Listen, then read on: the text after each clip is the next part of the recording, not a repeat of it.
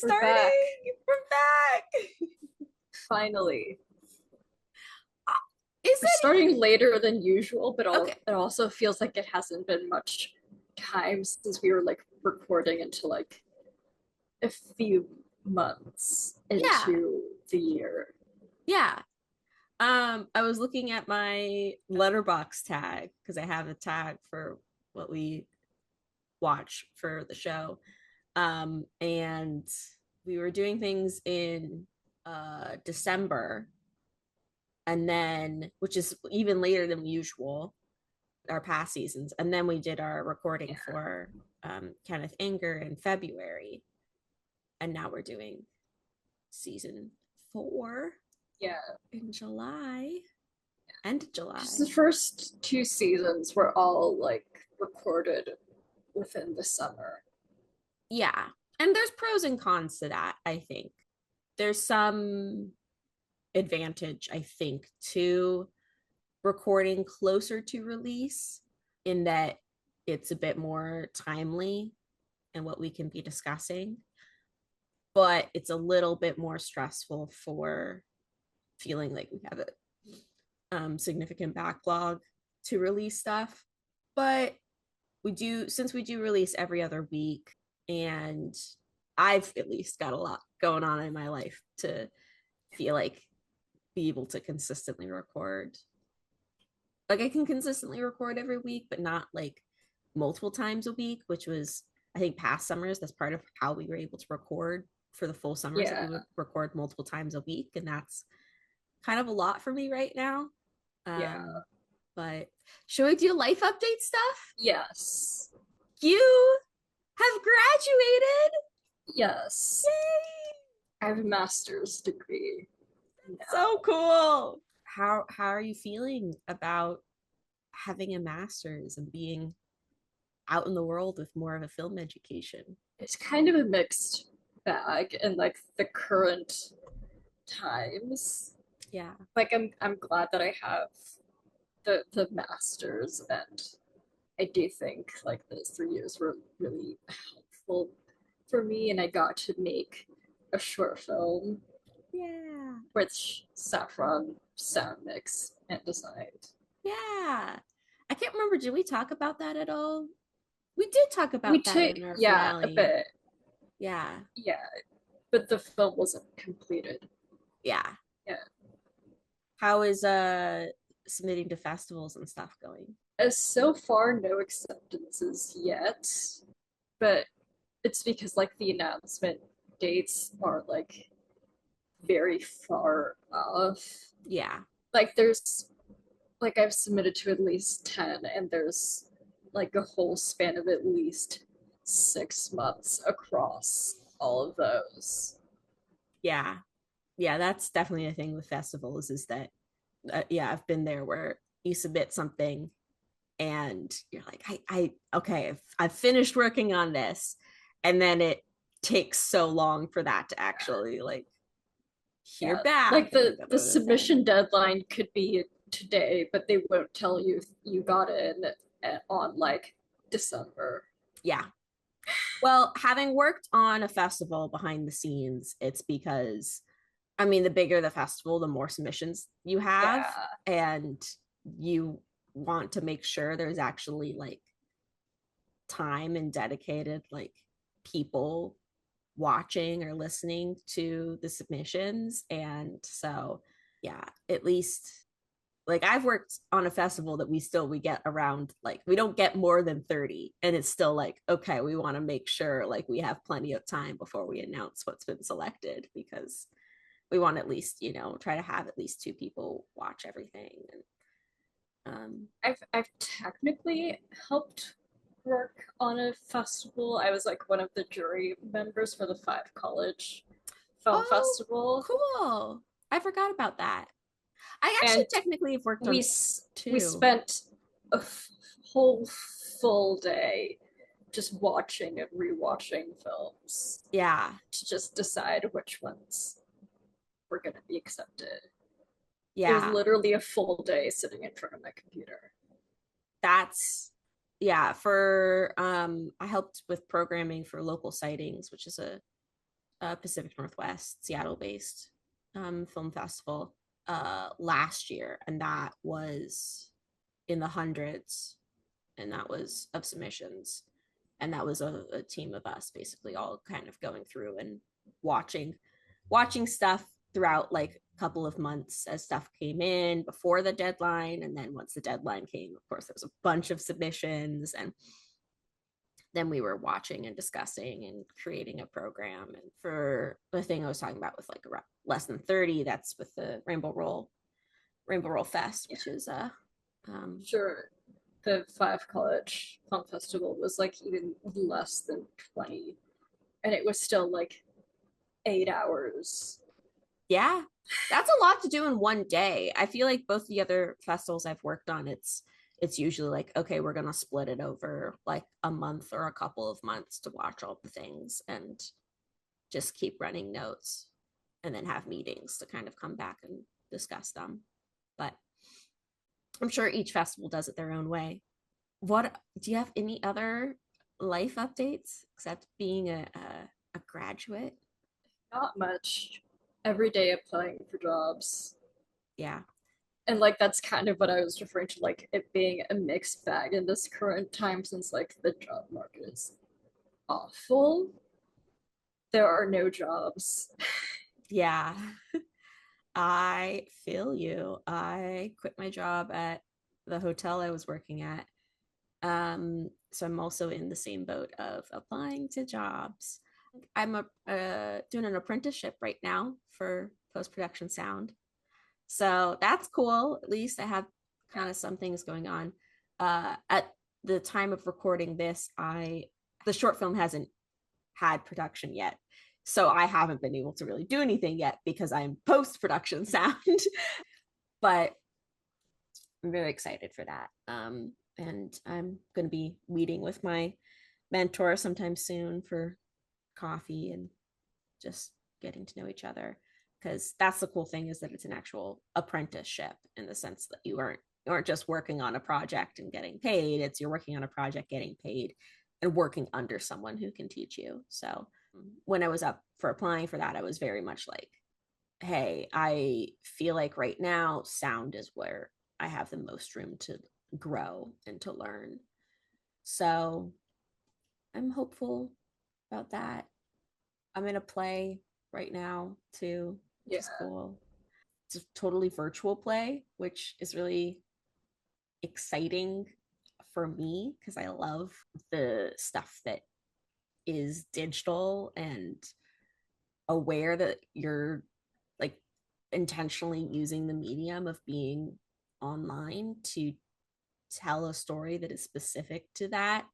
Because yeah, it's an adaptation of The Great Gatsby that is set during like 2020 quarantine, because all of these characters are on their own computers, on their own screens, coming in and having these conversations, because that's what the actors are. It's across all these actors in different locations, and it's very interesting and exciting. Those are the things going on with me besides my ongoing work with Rainbow Roll, like usual. I think we recorded last season's finale before this, but I did get to meet Nicole, friend of the pod, in person, Yeah. and also one of the coolest directors of all time, likely future guest very soon. I gotta do some producery stuff for that. But I was gonna say, Yeah. speaking of cool stuff happening with the pod, we started doing Patreon movie nights. Yes. Yes. We had our first, like, literally a couple of days ago on Sunday, and we watched Pee Wee's Big Adventure. Yeah. We're gonna have these every month if you are like in the second and third tier of our Patreon. Yeah, you should definitely check out our Patreon because our tiers have updated. And we're just, you know, trying to find more We have opportunities. new stuff and we lowered some of our prices. yeah. We're trying to expand what we're doing, like in a way that's easy for us to actually like, to work it into our schedules of like, we're gonna try to be releasing some more content in a way where it's like we don't have to sit and edit and research and like have a whole like produced episode, but we can still make additional content. I actually have a pitch for you for a bonus episode at some point when I finish watching Andor. I think we should just like talk about Andor for like You 20 still haven't minutes. finished it. I'm watching it with my family, so it takes time because we I all was have to also be watching it with free. my family, and my dad and I watched it twice. Yeah, but you guys all live in the same Yeah, house. I have my own yeah, apartment now, so I have to like go over to watch it. And also, my yeah. dad's always like, doing stuff up in the mountains with his for like ski or whatever he's doing, or because yes, my dad skis during the summer, or my parents have their date nights and stuff. Like it's not like every day of the week Yeah. we can be watching stuff together.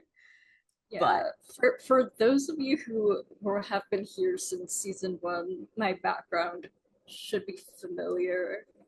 yes, you're back home. Yes, and there's a new piece here. It's like a model my dad made of like the base and the Death Star, Oh, cool. and it lights up. Whoa, that's very cool. Are the two mosaics stuff that you made? Yes, Yeah. yeah. This is for Patreon. Patreon Yes. can see all this. Yes.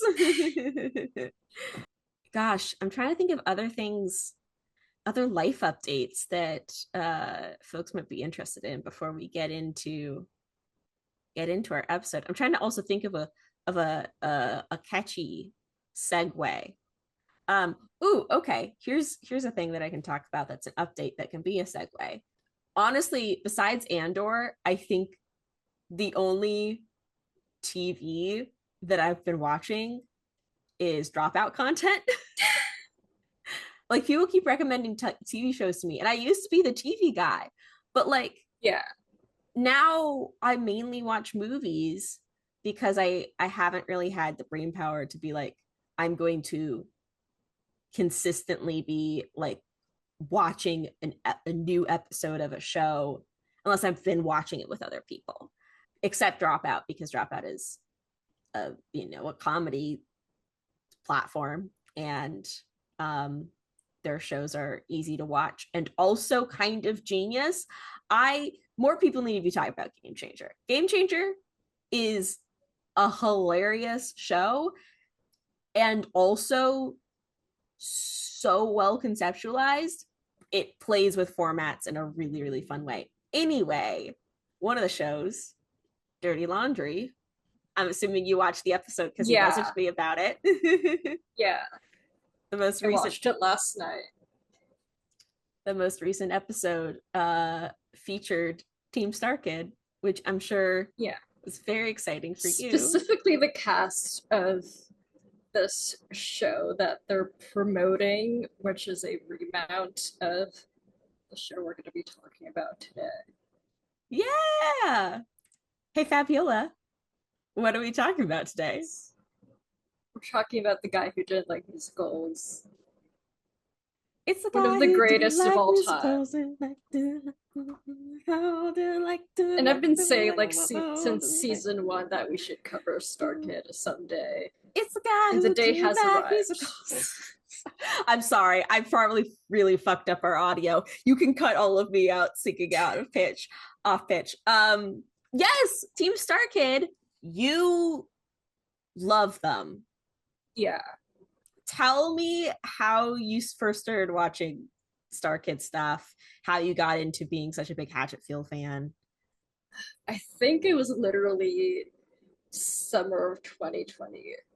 It's been like 5 years. Wow, I thought it was longer than that. You No, discovered them yeah, while we were like, we've met. We met before you became a yeah. fan of Starkid. Yeah, Oh, okay. yeah. And the first show of theirs that I watched was Twisted because it's really popular, but then this was the second one, and this is the one that like really got me. Mm-hmm. What about the Hatchetfield universe really gets you?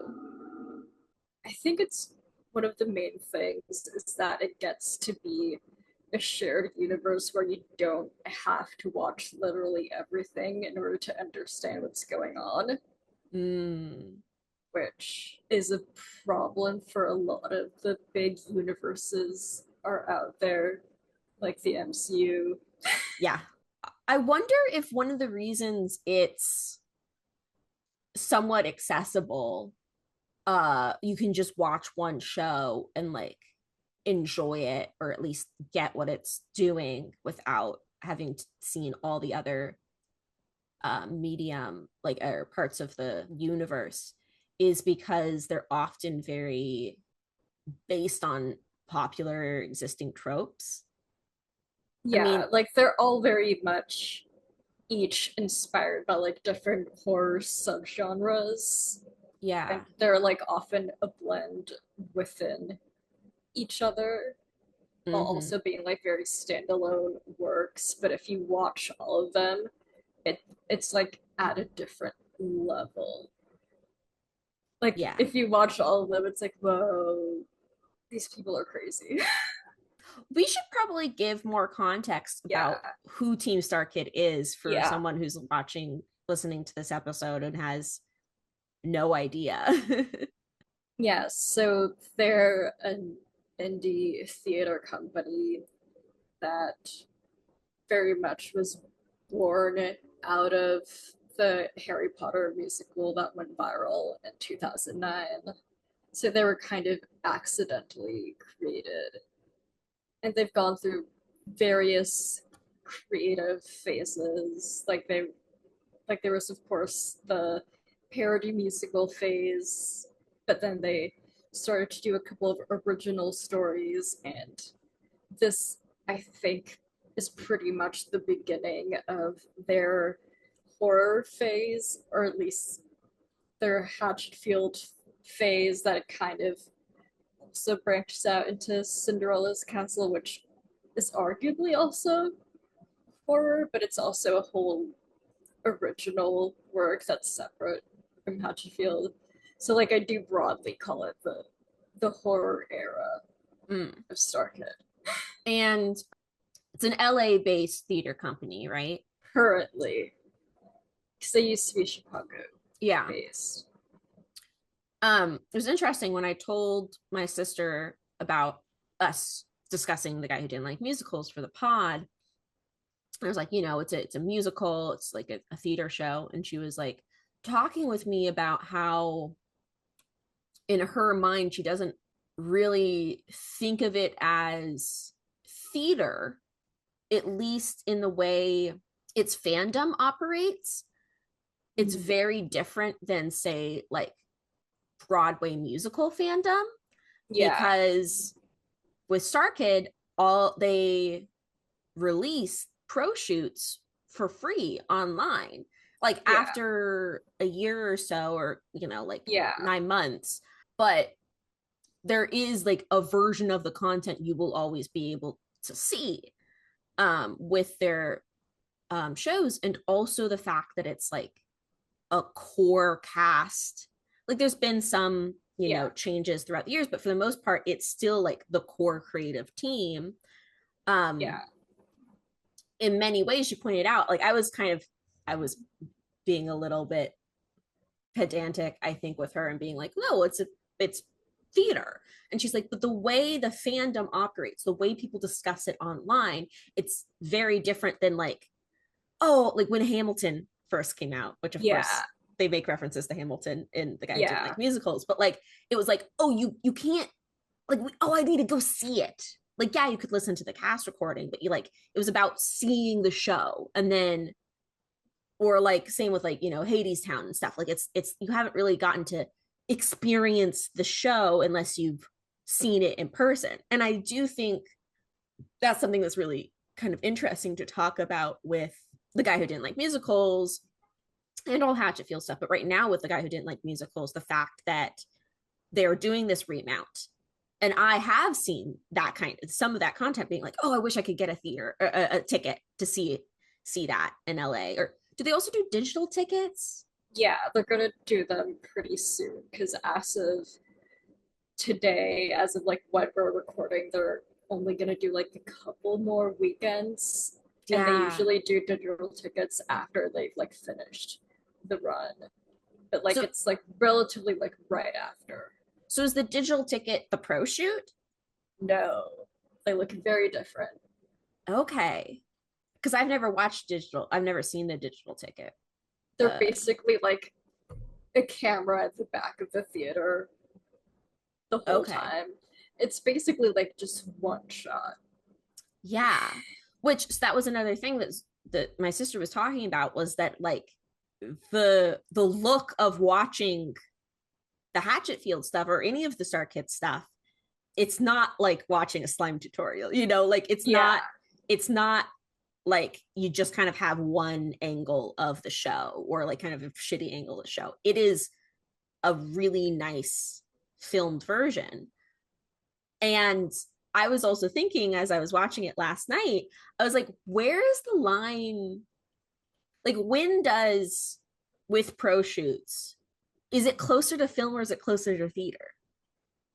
I think it depends on the specific prim shot because I feel like definitely Cinderella's castle has a lot of like cinematic elements Mm-hmm. that this show doesn't really have.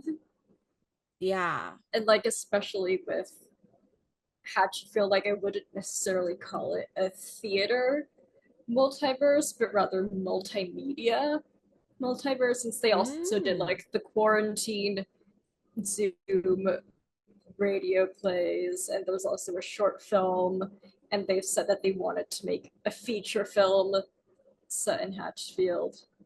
Whoa, that'd And be like, yeah, so yeah, interesting.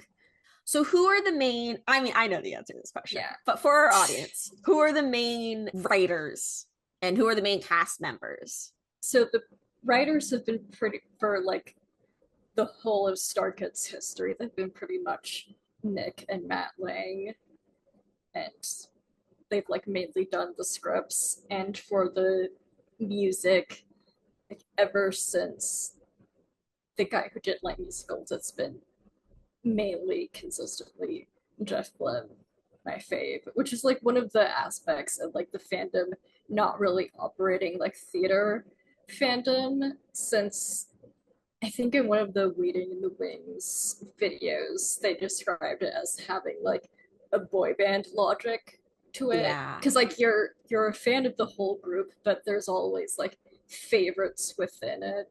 Yeah. Didn't I make you a pin that was like Yeah, about your yeah, love of Jeff Blim? yeah. I mean, he I is a very talented writer. I have I get many of his songs stuck in my head. Right now, it's the guy who didn't like musicals because I was just singing it. I'm sure later today it's gonna be Lottie Dottie Day or Show Stopping Number or something. When Nerdy Prudes Must Die was out, I was just rotating through all of those songs for a while, which I have to say, I like the guy who didn't like musicals.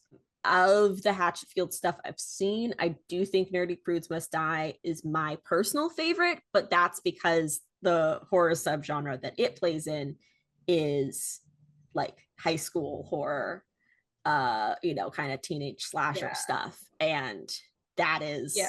that is my, bread and butter. That is my like the kind of genre I love. So that one sticks with me, I think, a bit more.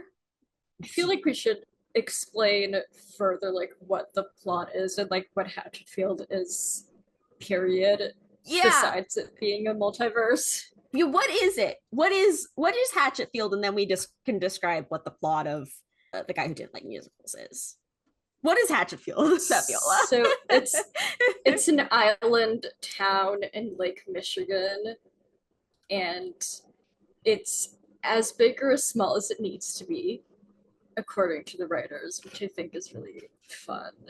And many of the stories, like essentially all of the stories, are all set in a different version of Hatchetfield. Like season 2 of the radio play web series, like all of the episodes were like the same continuity. Mm. And they all like mainly center around, but like not really centered, since they're like it's basically cosmic horror, and they're all kind of about how a different entity is like terrorizing this town and eventually the whole world until they take over and everyone dies. Yeah, which is the interesting thing about the guy who didn't like musicals. Is it because it was their first one and they hadn't like fully adapted the lore, or like Well, it? it was the first one produced, but the first Oh, idea was Nerdy Prudes Must Die. okay. But like, I think a lot of people think, if they've just seen the guy who didn't like musicals, they're like, oh, it's an alien invasion story. No, no, no, that's like Blue Cthulhu. Yeah, I mean, we don't really. When does what's the name of the which? Because I know there's. I mean, obviously, The Picotho okay, is Picotho. the one. Yeah. For the guy who didn't like musicals, it's Picotho, but that he isn't named in. No. uh they just call it's like the hive Yeah. mind or the Yeah. the alien virus or whatever. Yeah. Because it's from the perspective of people who have no idea what's going on. And I guess that's part of the cosmic Yeah. horror of it. Yeah. In one of my previous the show, I found a quote from Nick Lang that I think is a pretty good summation of Hatchetfield. It says, in a realm outside of reality, somewhere in the crossroads of imagination and nightmares, there's a place, a small Midwestern town, where the forces of evil and chaos tug at the fabric of reality. Welcome to Hatchetfield. Yeah, very that's a very like opening of the Twilight Zone kind of Yeah, I monologue. was gonna say like this Hatchetfield is very Twilight Zone inspired, and I feel like the guy who didn't like musicals is like one of the more Twilight Zoney of Mm-hmm. them, since it borrows from a lot of like B movies from the 50s and 60s. Well, I mean, I think the media that it pulls from the most is Invasion of the Body Snatchers, Yeah, which I have not seen the original 50s version. I've only seen the late yeah, 70s, yeah, which there's a direct reference to in The Guy Who Didn't Like Musicals, the screaming and pointing. Except, of course, they have yeah, singing and pointing, yeah, which is really yeah. funny So as a meme yeah, from that movie because it kind of spoils the whole ending. so the show's basically about Paul, played by John Madison, one of my other faves, who is like a very normal, regular guy who works at a seemingly normal office, and all of a sudden there's this meteor crashing into the Starlight Theater, and there's something in it that infects people, like basically killing them, like in a sunken place situation, and they just become a hive mind that sings a lot. Yeah. Yeah. This is actually the second time we've watched something for the pod where it's a musical where they give a diegetic in universe reason to why everyone's singing and dancing. Yeah, I was gonna say this is very Buffy, Yeah. like once more with like, Yeah. It's I don't think we've said yet it's a horror, but it's a horror comedy. Like, yeah, but it's like a horror comedy, but it's not like every other horror comedy musical that's out there that has like a relatively nice ending oh to no. them. Oh no. Like this like one of the reasons this show is the one that hooked me onto Starkid, and it has like is like particularly one of my favorite shows. Period. Is like I think the ending is genuinely scary. Oh yeah. Like I remember watching it and just sitting there in silence. Well, to me, what I think is kind of genius is it's this like evolution. So the whole conceit of this story, right? It's the guy who didn't like musicals, which is also Past tense. past And there's a tense. lot of theories about that I might get into, Uh relating also to film theory. oh, you brought academic Yes. sources. I'm like, uh I have to do this for a Star Kid. I need to start talking about mass ornament and musical theater film theories. oh my goodness. Okay, I can't wait. But okay, the thing I wanted to say was that like the whole, conceit is like they're like, this is weird. Why is everyone singing and dancing? And there's so many jokes uh, that are like these kind of self-aware, self-referential, fourth wall breaking kind of jokes where, there's like a moment where they're like, they need to run away Yeah. from some of the like, Should I take this chair? yeah, they're like, should I take this chair? Let me move this piano. like pointing out they're doing a scene transition. And it's comedy. It's they're like, hey, isn't it kind of funny that we're breaking the fourth wall and like we know that it's a musical? But then the finale, it uses that same thing to be like, no, this is terrifying. It's the implications. Like the Yeah. fact, like John, or It's I a say whole John, thing it's about Paul. thinking about the implications and like to really think about the situation that these characters are in. Yeah.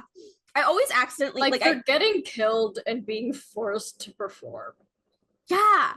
Or well, and it's the ending is Emma is like aware of the audience and is like, She becomes aware that she is on a stage in front of an audience where and she she's screaming previously like, wasn't. help me. And while the other actors are doing their curtain call and like smiling and waving.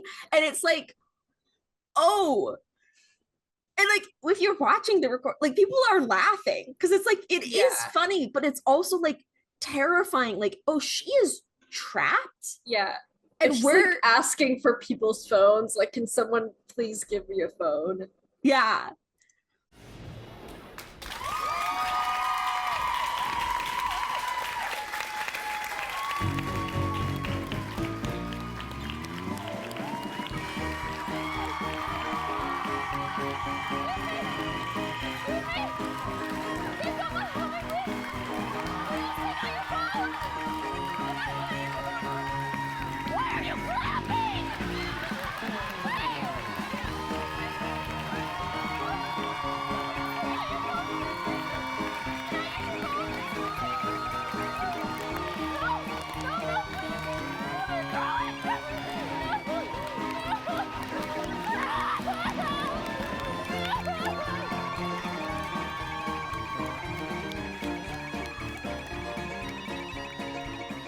And it's like, oh wait, now I feel like, And the rest of the cast has to drag her backstage. yeah, like I feel suddenly like weirdly complicit in Yeah.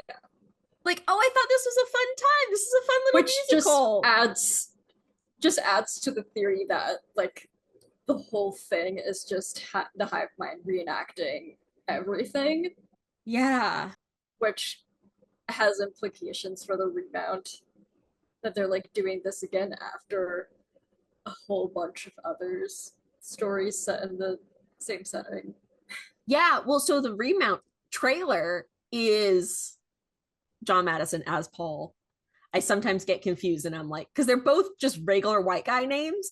So I'm like, the character's name is Paul, the actor's name is John. Paul is like sitting in the office and they've got this like very nice set for that. And he starts like people, it's like basically kind of going through the same morning in the office as the scene in the musical, but Paul is like knows what everyone's about to say. Like he's aware Yeah. that this has happened before. Yeah. And so then it's like, what does that mean now? And Yeah, yeah. it does make me want to. I really want. I do think this will be the first time I buy digital tickets to Starkid because Yeah. I am so curious to see like And they've been hiding so much stuff. They've been even like no photos, not even for like curtain call or anything. yeah, They blur the set in every single photo that they've taken. yeah. Well, they have a much bigger budget too now, right? Yeah, so like one of the fun facts about this show is that it's both the lowest and highest funded Starkid show. Oh, Because like like the the first show one that, was the lowest and then the second one is the yeah, highest. yeah, the one we're talking about today was like Starkid's lowest funded show. And for the remount, they managed to be both the highest funded Starkid show and the highest funded theater Kickstarter period. Oh, cool. Yeah, which is funny because they were at first like, will anyone care? Will anyone give us any money? Obviously people care. And there was a whole like John Madison spoiling everything in the cameos that he was making like 6 months before the announcement. Oh, really? Like he was hinting that they were Yeah, doing the guy who didn't like musicals because again? like before they announced the remount, they were like teasing like, oh, we're shooting something for Starkid, and then Starkid Twitter was like, so is this what this cameo I received from John 6 months ago about? And the cameo is literally him going, hey, if you're a big guy who did like musicals fan, stay tuned for something. Yeah. And it was announced in April, so between August and April. mm, is he the Tom Holland of They were literally Starkid? calling him Tom Holland. When I was taking notes watching this uh play pro shoot, I guess it's its own medium. Like I'm like it's not the same as just a theater experience and it's not the same as a film. It's a pro shoot. It's somewhere in Yeah. the middle. I don't know. It's also somewhere in the middle between a play and a musical. Since, like, if you notice, like, the first 20 minutes, there's zero music. Like, after the opening song there's zero music, not even a score at the back. Well, The music just comes in as the meteor is coming in. oh, yeah. I hadn't noticed that. Well, so the thing that I was actually thinking about, the main thing, so I was taking notes on kind of two things. It was like the self-referential, self-aware aspect of the musical, and then kind of my thoughts on what maybe the political message is. And then also just I wrote down a couple things that I found funny and amusing. But my main kind of thought and question was, does the self-aware aspect of the musical, the fact that it's diegetic, make it more or less camp? Because a lot of the musicals we watch, well, I was going to say a lot of the musicals we watch, we haven't watched many musicals. But okay, like take The Pirate or take Yeah. other Starkid musicals where it's just like, it's this kind of, it's a world where once it gets to this point of you so emotional, you start singing, you start dancing, and it's this heightened reality that you is just taken as granted that that is part of the world that you're watching. It's so highly stylized that it's you break into song and dance. I mean, that's I think just very camp because it's so like musical theater camp is just like it's a kind of camp because it's just so it's so big and so not grounded. And so then the guy who didn't like musicals is like, no, we're giving you a reason why they're breaking into song. We're actually like, we're explaining it. And camp isn't usually explained. You're just, this is part of Yeah. the world. Yeah, I think the self-awareness in this one is both like one of the least camp aspects of the show, but also it kind of does a weird subversion of what's called the self-reflexive musical in a way that makes it camp. And here's Mm. like what the musical film theory stuff comes in. Yay! Yeah. Yeah, so like a couple of weeks ago, I found this YouTube channel that's like basically discussing film theory text in like a really accessible way. It's literally called Film and Media Studies. Hey, that's our And degree. yeah, so one of the videos is on Jane Fier's self-reflexive musical and the myth of entertainment. And they basically described the self-reflexive musical as essentially the musicals that are about putting on a show. Like they Mm. specifically cite like Singing in the Rain, Hmm. Bandwagon. There's also like Gold Diggers in 1933, The Light Parade, like those kind of shows. And they explain that like one of the quotes that they cite from Jane Furr is perhaps these art musicals fulfill the need for verisimilitude. Perhaps the audience felt more comfortable viewing musical numbers within the context of a show than seeing fairy tale queens and princes suddenly feel a song coming in on the royal tour. And self-reflexivity as a term has been applied to aesthetically or politically radical films that react against so-called classical narrative cinema by interrogating their own narrativity. The MGM musical, however, uses reflexivity to perpetuate rather than to deconstruct the codes of the genre. Self-reflective musicals are conservative texts in every sense. And so that's Oh. kind of what the guy who did like musicals is doing, but it reinstates the discomfort of the standard like bursting into song and dance by making it be these people are dead and are being possessed. Yeah. So like it doesn't give this like tidy satisfaction of they're singing because they're putting on a musical. Yeah. Yeah. Oh, that's so interesting because it also very much is an anti-capitalist fascist America play. Yeah, yeah, So that quote that you're like, self-referential musicals are conservative in the very sense, like all senses of the word, like, but it is not, the guy who didn't like musicals is not conservative. yeah. Like the It's hive mind is very much like the hive mind in both Picotho, the like Lovecraftian entity controlling everything, are very much representatives of authoritarianism and fascism. yeah. Like even in one of the live streams they did for funding the remount, they were saying that like, oh, Lauren's directing the first fascist musical. Oh. Yeah. Yeah. Lauren, who plays Emma and for the remount, is also directing it, which is really exciting. Yeah. I mean, I definitely think Black Friday of the Hatchetfield musicals is the most anti-capitalist in Yeah, it's that very, one's explicitly about how capitalism is going to kill everyone.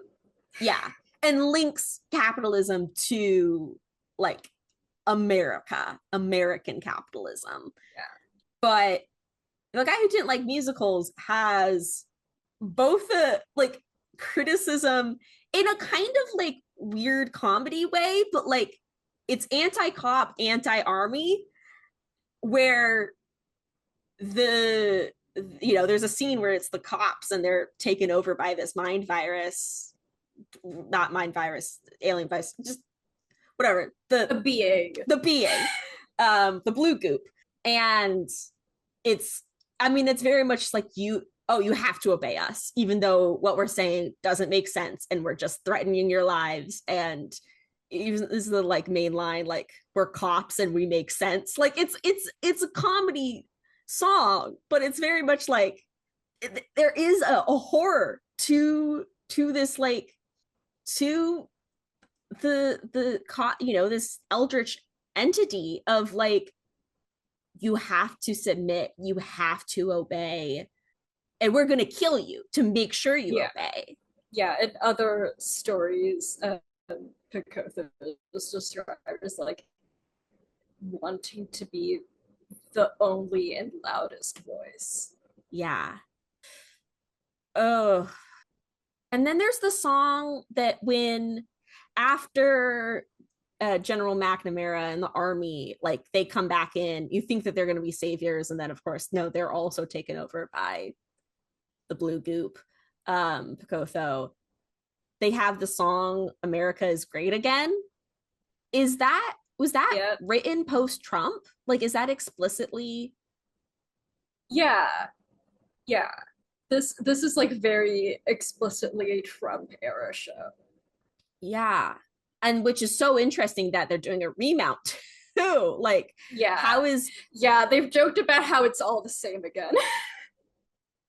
which is the implications if it's also a time loop, like, or like an Yeah, there it's an alternate universe that is the characters are aware that this has happened before, like I do think it's so interesting though that like the means of exploring fascism and authoritarianism is through music. which kind of leads me to other film theory stuff.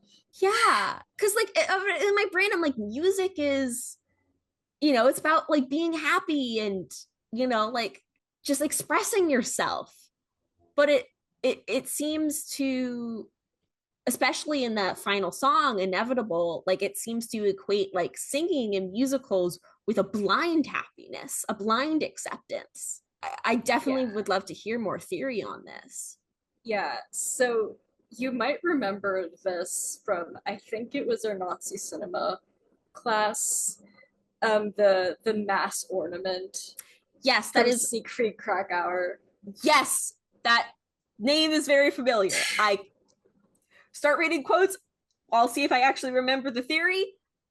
I think I kind of, is it like the like having everything kind of look and uniformed and be the same is part of fascism? Is that the main Well, gist?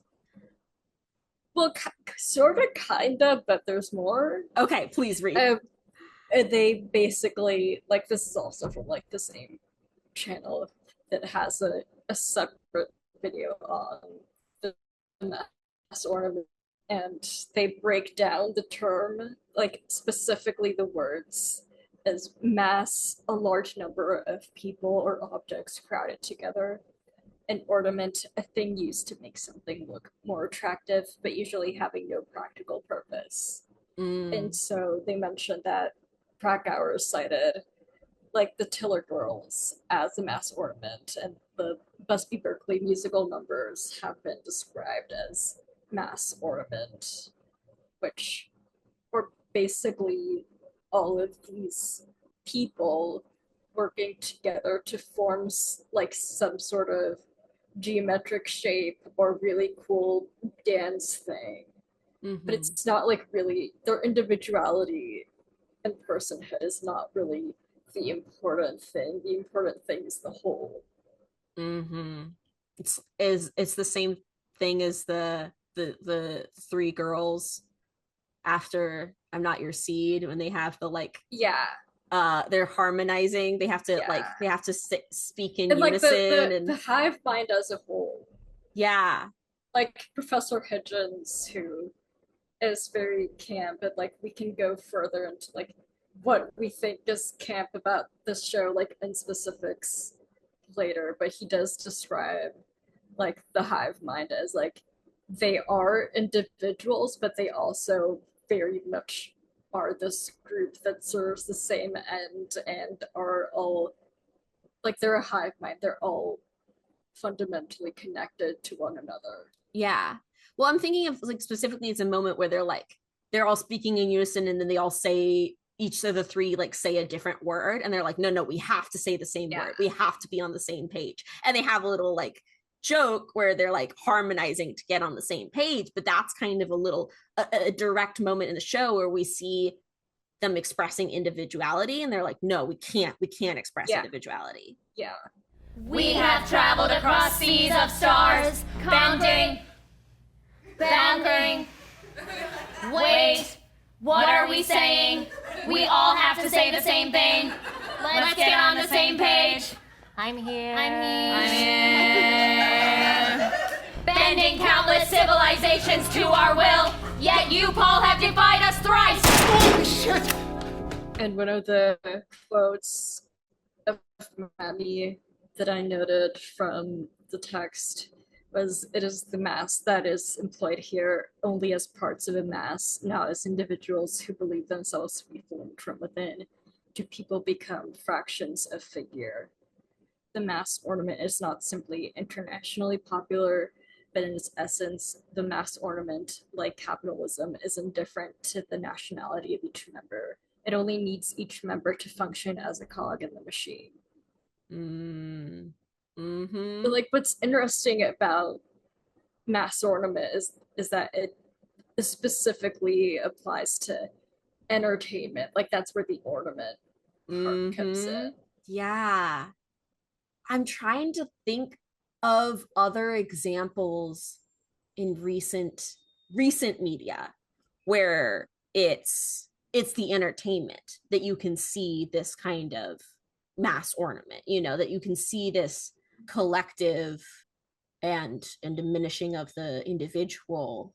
I'm trying to think of, I'm sure there are contemporary examples that are both, you're seeing it used in line for fascism, but I'm struggling to think of other also examples where it's very much critiqued. Like, is like the guy who didn't like musicals in many ways, like how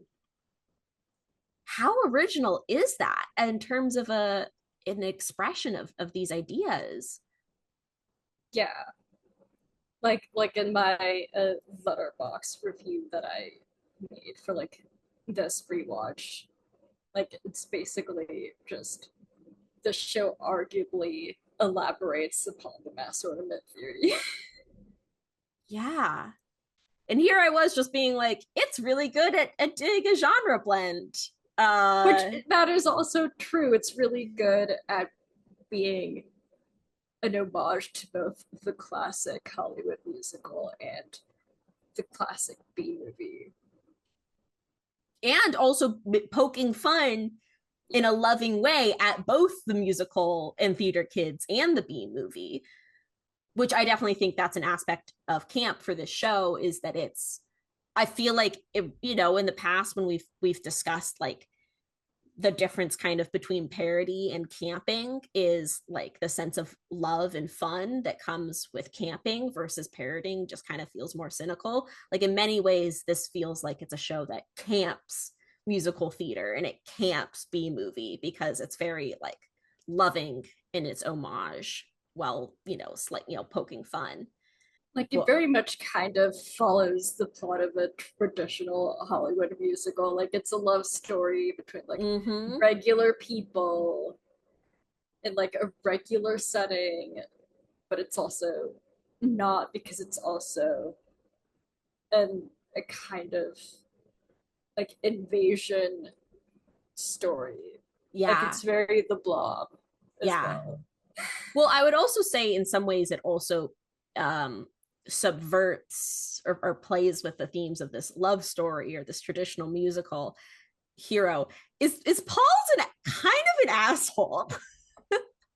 And Emma, the both of them. Yeah, they're both like, they're supposed to be these like glowing leads, and they're like kind of everyone rude. Like, that's one of the things that I do love about Hatfield, is that everyone is just varying degrees of awful. Like, every single character in this town. Well, and like, you know, one of the like scenes before it turns into a musical is when Paul yells at that Greenpeace volunteer. Yeah, and Greenpeace girl, Harmony Jones.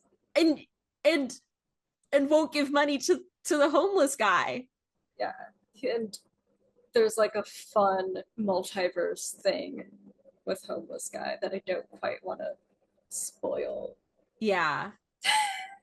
I remember that he's a character that kind of There's a fun time travel thing that is canon to every iteration of Hatchetfield because it happened pre-timeline split. Oh yeah, that's right. There's so many like that's what I mean when I say that like you can easily watch each thing by itself and it works really well by itself, but then if you watch everything, you get this whole entire world of things. Yeah. The whiteboard, the corkboard of all these theories and mapping of timelines and universe and stuff is crazy.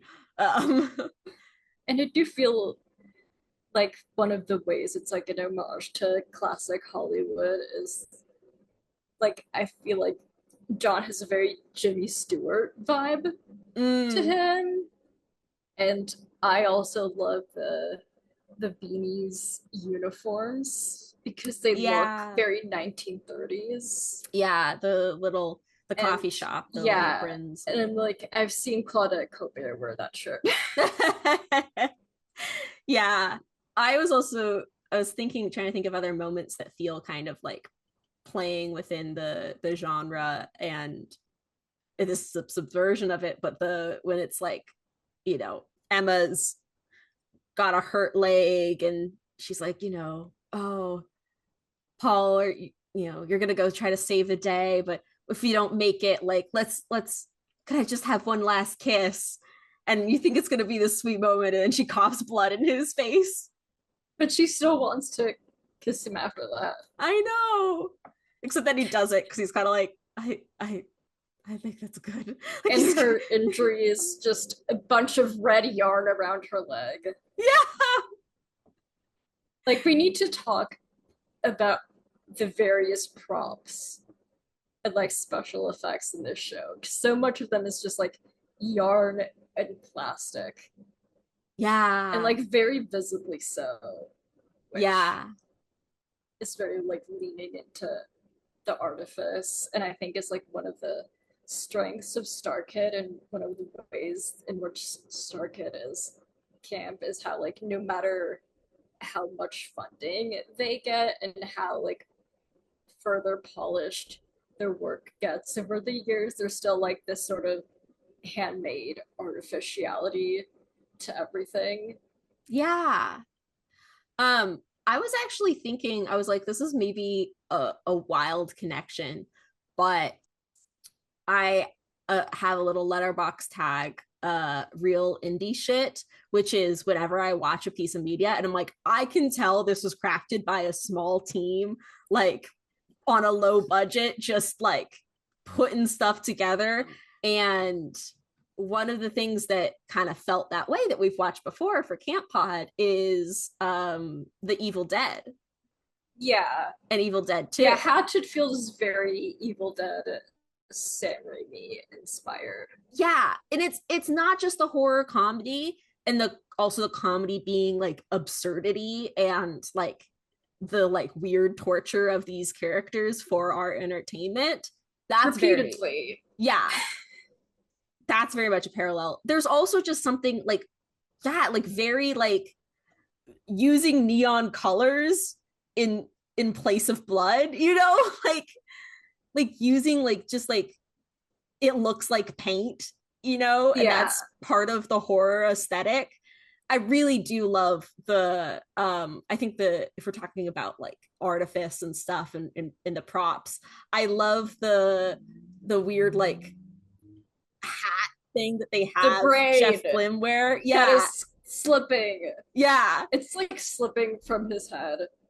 Well, and you can see the strap that's around his chin holding it on too.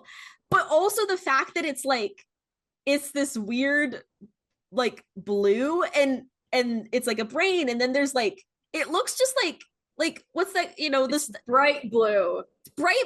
And it's covered and it's like the stuff that you put in like Easter baskets, like shredded paper, basically, like just like sticking out on the edges all around this like brain helmet thing that he has to like supposed to make it look like his head's cracked open. It's so fake His looking. brains fell out. Which I just want to point out that Charlotte talks like Judy Garland. Oh yeah, that too. Yeah. Oh my god! Oh my god! His head is open! Well, I had to do something! Oh my god! His brain fell out!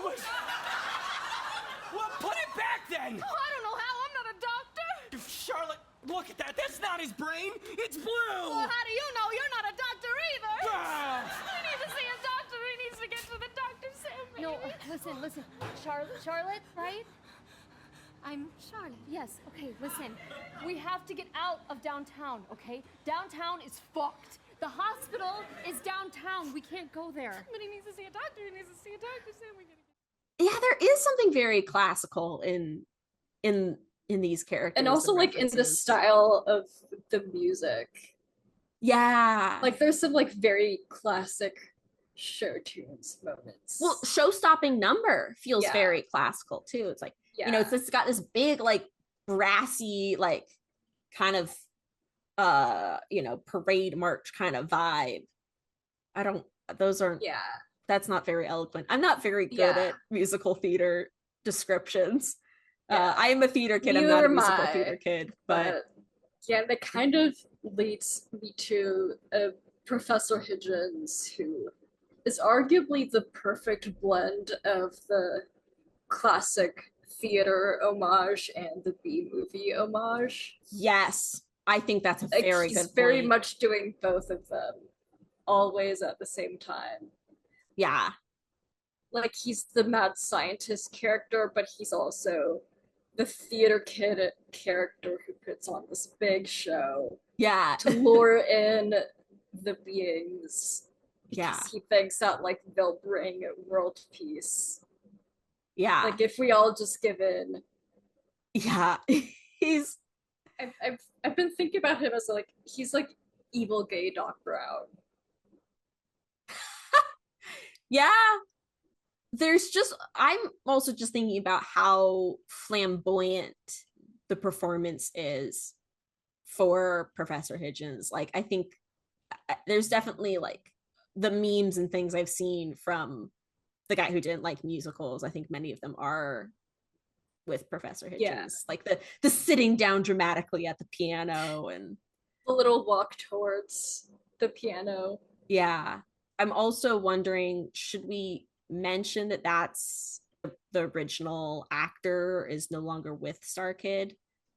Yeah, like long story short, there was mess and HR got involved, but it also has given us a kind of slowly like repeating bit of so many people getting to play Higgins. Like Nick Lang has played Higgins, Jeff has played Higgins in the short film. In a sort of kind of way, Mariah has played Higgins in the short film.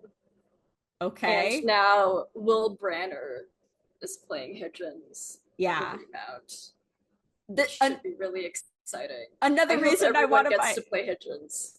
Another reason I want to buy digital tickets is because Will Branner was one of the like strongest points of Nerdy Fruits Must Die. I really want to see him in more Starkid, and also in a role that is, as we said, so flamboyant and over the top. The short film Working Boys. Yes. Yeah, I wanted to watch that, but then I didn't. I wanted to watch it last night, but it was too late, so I went to bed. It's fun. It also has like some fun camp results as to the kind of it's like a transposing of mediums since it's a short film, but it still maintains the casting choices of so many other characters, which just results in the same actors playing various different characters in the same scene. Oh, interesting. Like they could be on a stage and in the audience at the same time.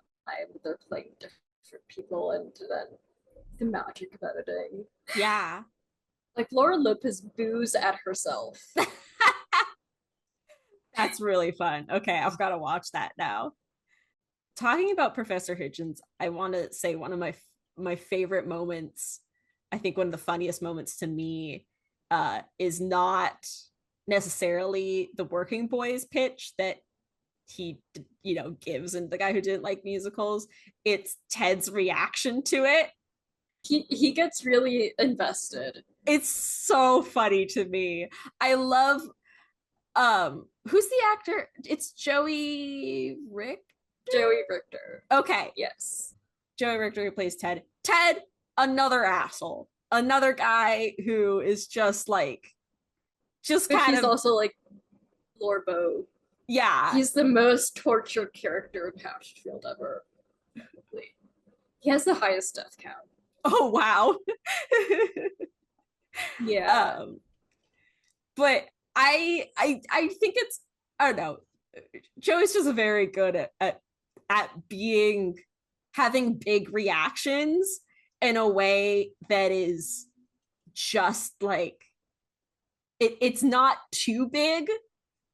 But it's still like big enough that it's really funny. I don't know if that quite makes sense, but just again, him like really getting into oh, this story is so compelling. And I feel like the funniest part of him being invested is how Workin' Boys as a pitch is just the most like superficial. Hitchens did not think about how any of this works. Literally just pitch, because it's like the characters, they're in business. Yeah. And they're doing business things. Yeah. But they want to just go out and throw the pigskin one more time, and it's just the slow repetition of all of these really generic guy names, and then when it's like, and Chad, and Ted's like, oh, he's like, oh my god, he's so emotionally moved by just this nothing of a pitch. Fun fact, no one can play Chad because no one is good enough to be Chad. Is that a line from the short film? No, it's like a statement from Nick Lang, the writer, as to why Chad is not in the short film. Oh. Okay. I feel like there's I know we've been going on for a long time, but there's still so much in regards to things being in quotation. Ooh, yeah. I think that's a very good idea. Partly because this is our season opener. And I think it's a good reminder also ways to discuss things that are camp. Things being in quotations is one of the things from Susan Sontag. Things being in quotations and things being what they're not. Exactly. Those are phrases that are very familiar to me, but I had forgotten to note in my notes that I was taking for this show. I had forgotten that those were helpful phrases. So if you want to go through and talk about some of the things that you observed, I can also then contribute. But I'm just saying now, oh yeah, I had forgotten to kind of frame my observations in those ways. And so it's a good reminder for me and for our audience of ways to discuss things that are camp. Yeah, so to me, the big example is the shrubs that are the audience. Oh yeah. There's a moment where Paul and Emma are walking through the audience, and they talk about they're not just at the aisle, but they're fully in the seating area, just trying not to trip on people. Yeah, they're joking that it's a really narrow alley, with all these shrubs. Yeah. And whenever they get near the wall of the theater, they're like, oh, this is a dead end. And it's like interesting to me in a twofold way, since like on one level it's like, yeah, they're acting like if the audience was a bunch of shrubs, but then in a later kind of lore thing in Hatchetfield, it's established that a lot of basically all of the trees in Witchwood Forest are magical people that were planted. Oh, So like, yeah, kinda the trees are people. that's so I see what you mean, where it's a show that rewards you for, it's a universe. Hatchetfield is a universe that rewards you for having watched all the stuff, but it's not necessary. Yeah. Like they're like trees in quotations in this show because they're like, you can see that they're not really trees, they're just the audience members. Yeah. But they're also trees in quotations within the text and the universe Yeah. itself. Yeah. I mean, I think like, I mean, a musical theater and theater in general does a lot of things in quotations. You know, you hold up uh, a prop that you're pretending, you know, you're like a fake gun, even like a prop gun. You're like, this is a gun, and it looks like a gun, but it's not actually going to go off. I mean, all the time they're like shooting in the show. They're like miming being shot and like making. I think there's even like shooting sound effects. They like, Yeah, there's both like actual sound effects of gunshots, but there's also a moment where a character is just making gunshot noises. yeah. I mean, a lot of theater, it's suspension of disbelief. You even also have, you know, they'll have shows where people don't have props; they're just miming things, and you have to be like, "Yep, that's a pitcher of water." You know, I'm Yeah. for our listening non Patreon audience, I'm miming a jug. You know, like pouring something. That's a pitcher of water. That's in quotes, but I definitely think the guy who didn't like use musicals uses the like very like aware that they're in a theater, that they're aware that they're in a show, and making it like they're intentionally putting the things in quotes in the dialogue. You know, when they're Yeah. walking through the shrubs, it's not just like, oh, we're pretending that it's, we're going through this dead end. They're like saying aloud, like, wow, there's a lot of shrubs through here. Oh, this is really tight, you know. Yeah. And I feel like the use of costuming and also character reveals is really interesting. Because, Mm, like, in most Starkid shows, a character having a costume change is rare. So, like, mm, you know who the character is based on what they're wearing.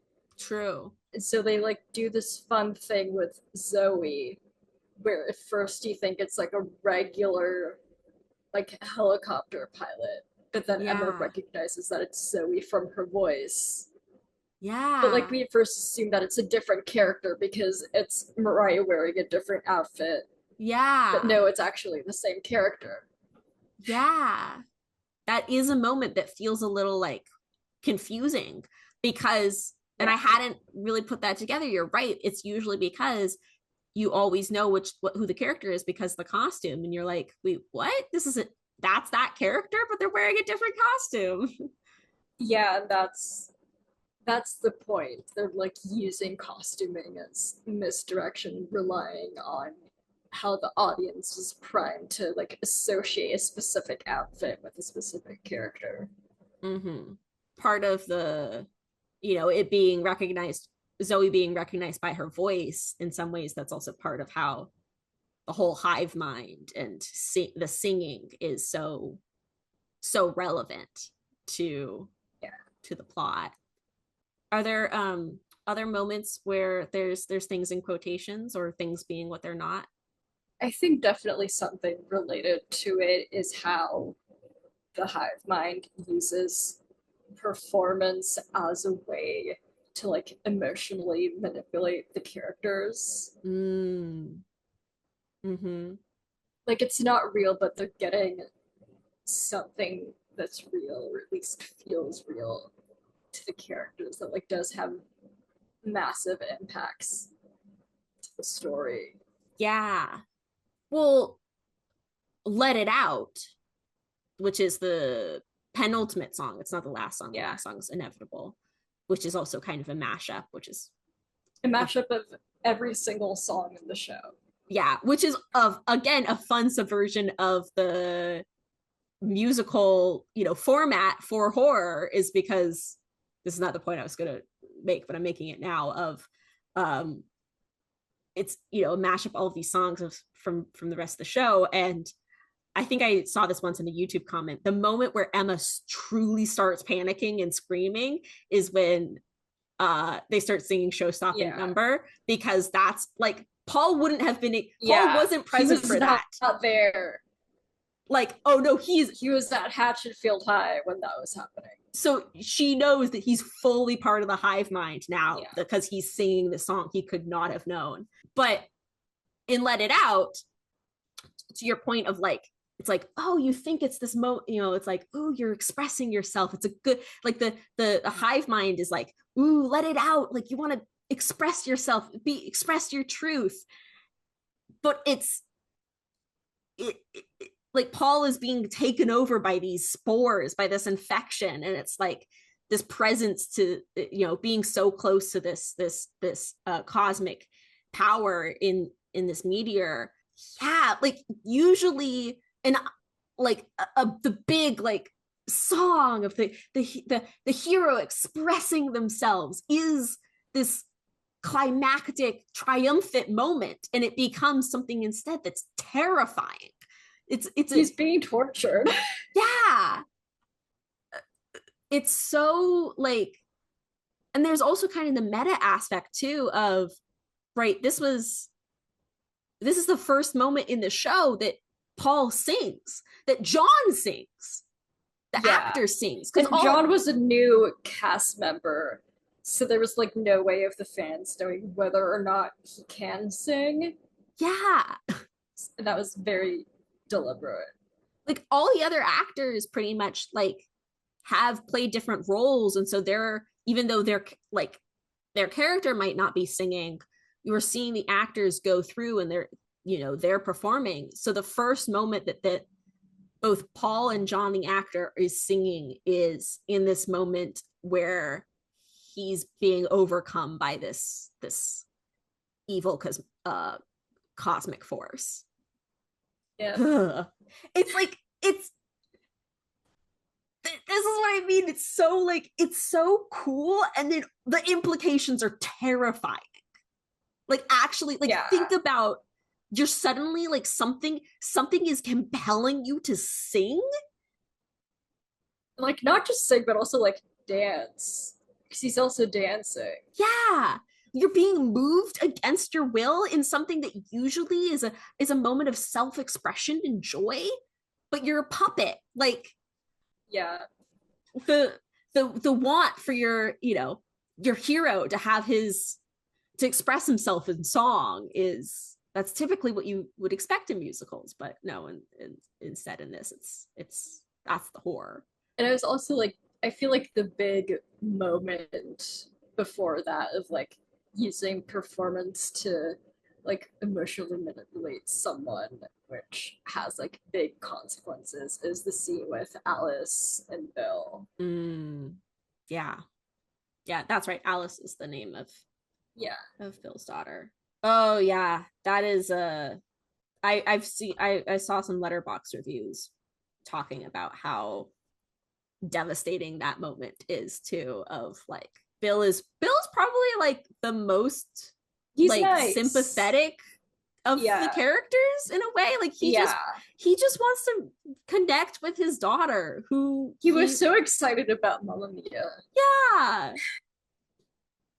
it's a very real, like I think a very real like part of a parent trying to connect with their teenage daughter, and he doesn't see her except once a month, and then she wants to spend time with her girlfriend, and it's it's very like realistic and relatable, and then suddenly it's like this song, there's this moment where it's not Alice, but something that has Alice's memories emotionally manipulating Bill to be like, hey, it's actually all your fault.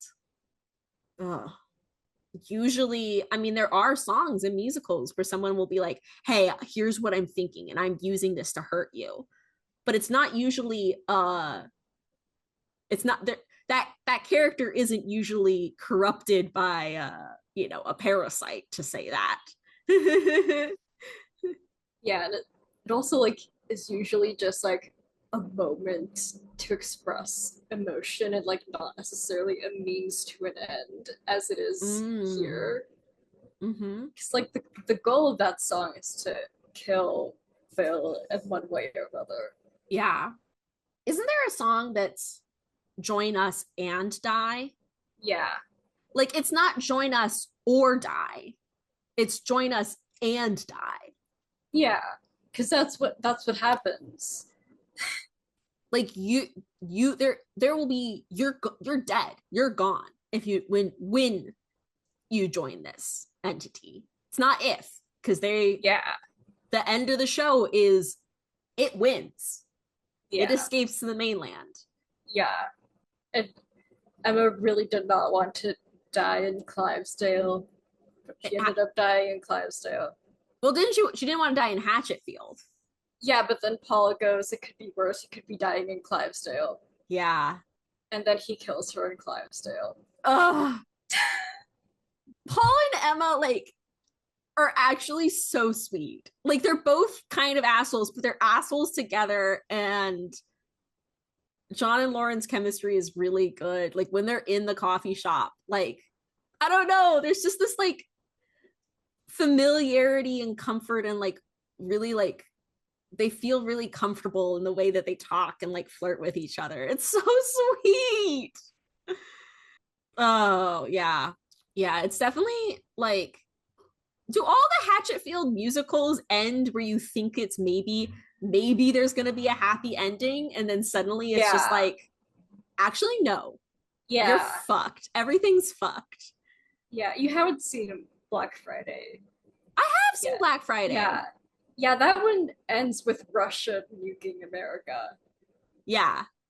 Well, technically it blacks out before you know, but like the big implication is that all of these characters just got bombed. Yeah. No, I watched Black Friday. It was 2 years ago now, but we watched it actually around Black Friday. I know the perfect time to watch it. Yeah. I definitely think that the guy who didn't like musicals is probably the best Starkid show for us to talk about on this podcast, in terms of, I mean, you've brought so many great academic sources and like the richness of this text. Like, yeah, it's a really silly, fun show that really works really well as a comedy horror show. But like, it's also like, I generally think it's like one of the most important shows of the century. I'm just a little bit sad. And like I've said before, like that combination is camp. Yeah. It's like Jennifer's Body, where it's like, so it's like silly and fun, but you also like when you think about the implications. I can't stop saying that now. When you think about like how, when you think about everything that it's drawing from and how it's repurposing them and recontextualizing exactly everything. Yeah, what it's saying about the world. Yeah. I'm still a little sad though you don't get to talk about your favorite girl, Grace Chastity. Yeah, she only gets mentioned here. But she's my favorite character in Hatchetfield. But this is your favorite musical, you think? Yes. And I like highlight like all the academic stuff as well, because I feel like Starkid needs to be taken seriously. Mm. Because like its main image to most people is just, oh, the Harry Potter parody shows. But like there are also so much more than that. And like in the past couple of months, like sporadically, I've been working on a Substack piece that hopefully will be finished by the time we release this episode Yeah. about like what are the ways in which we can like truly appreciate the work that Starkid has done while also honoring their kind of non-industry roots and their like whole business model. Like they're very much an independent, self-funded company that is also very much at the forefront of accessible theater. Yeah. Yeah. It really is. I have a lot of admiration for the fact that they do, that's like they keep their shows special. They want it to be a very special experience to go and see the shows in person and supporting that live theater, but then still also like sharing it with an audience who can't come and see it in LA. The fact that they do have these really like well produced released pro shoots is really admirable, I think. I was wondering if there's like anything more like camp or otherwise that like stuck out to you about the show, because I'm like mainly interested in like what you thought of it, since you're like more of the outsider to this Yeah, in relation to myself. I like it. I like it a lot. I think the one small thing that rubs me the wrong way, I guess, is the homeless man. The fact that he's also just called the homeless guy, like, Yeah, that feels a but little he also insensitive. technically has a name. They kind of fix it in a very Yeah. Hatfield way. Yeah, but like just seeing the show as it Yeah, is, you don't get that, and so you're yeah, just kind of like, I don't. Some of the yeah. lines in La Di Da Day that he has just feels over the top in a way that's insensitive rather than fun. But I really like the characters. I really like the music. The honestly, I think the thing that we haven't really talked about that much that I love about the show, and I do think is camp, is how gory it gets. I love Yeah. I love the special Yeah. effects that they have. And The I'm pretty sure the ripping. remount is gonna get gorier. Oh They have the yes, money for it now. I love that it's the after, the infected Sam the cop, Yeah. like seduces Charlotte, and he's like, I'm gonna free your heart, and he pulls out her Yeah. guts. Yeah, through like her kitten sweater. Yes. And then he like puts like the guts in his mouth and Yeah. carries her out. Oh, I like that it's gross and bloody and yeah, juxtaposed with something that is like sweet and innocent and kind of silly, like Charlotte and her kitten sweater and talking like Judy Garland, and it's just like, no, I'm gonna rip her out. And then when they like show up later, the belting, like, you're gonna die, that is it Jamie Lynn Betty? Is that her name? Yeah, Jamie Lee Beatty. I think.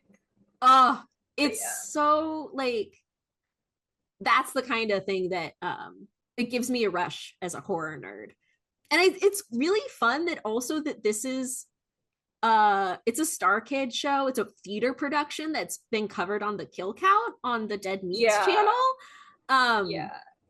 I mean, I think it helps that they all went to the same school and like are kind of friends. The James and Chelsea from Dead Meat and the most of the Starkid. So they went to University of Michigan is like the origin home Yeah. of Starkid. And the setting of Hatchetfield is kind of an homage to that since it's in Lake Michigan. Yeah.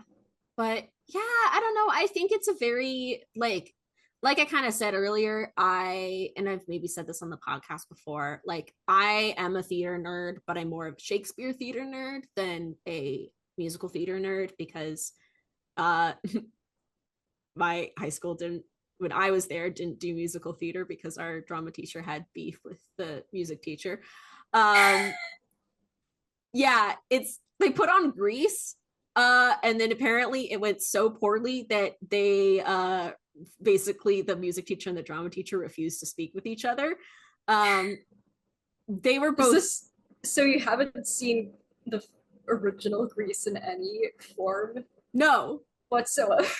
No, we'll get to that. We'll get to that. Yeah. An upcoming episode, but yeah, an upcoming episode that I'm very excited about. Yeah.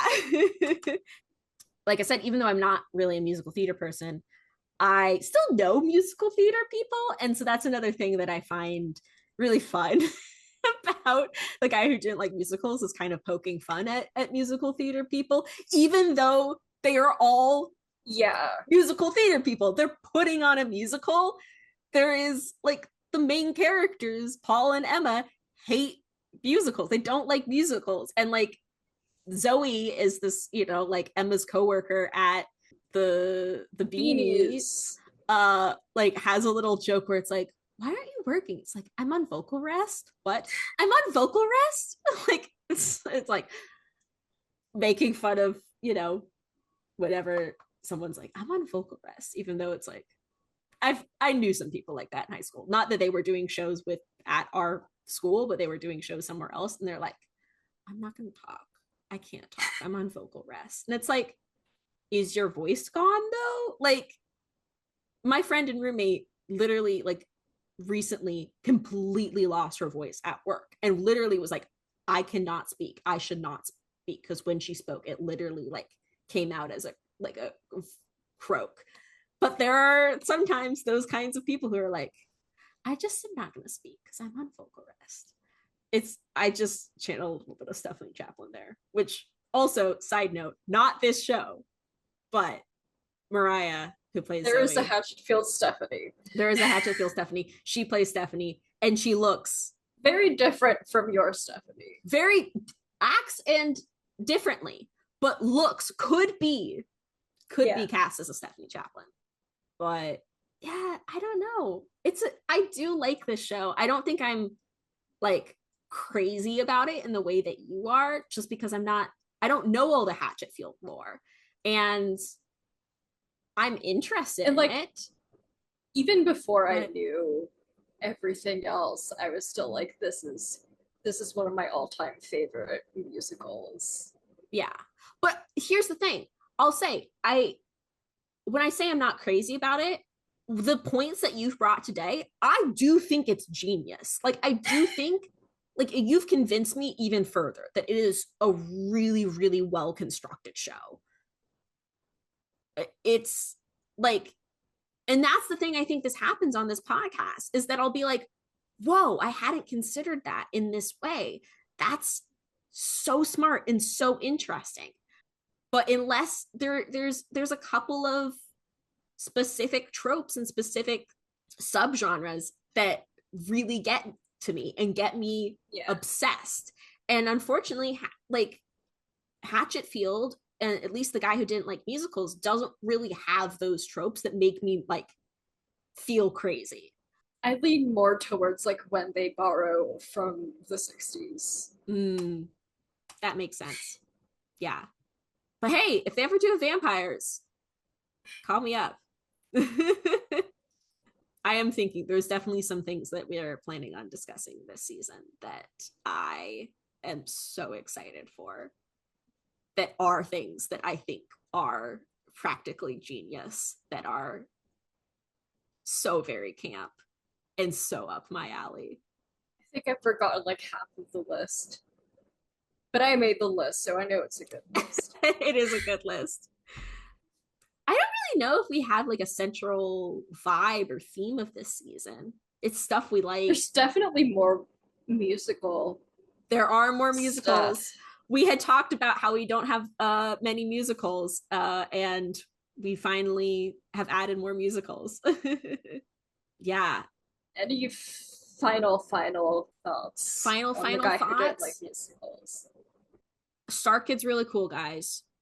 And if it's posted, hopefully it's posted, everyone read and share Fabiola's Substack piece about it, how cool Starkid is, because I'm sure, even though I haven't read it yet, I'm sure it'll be awesome because you are awesome.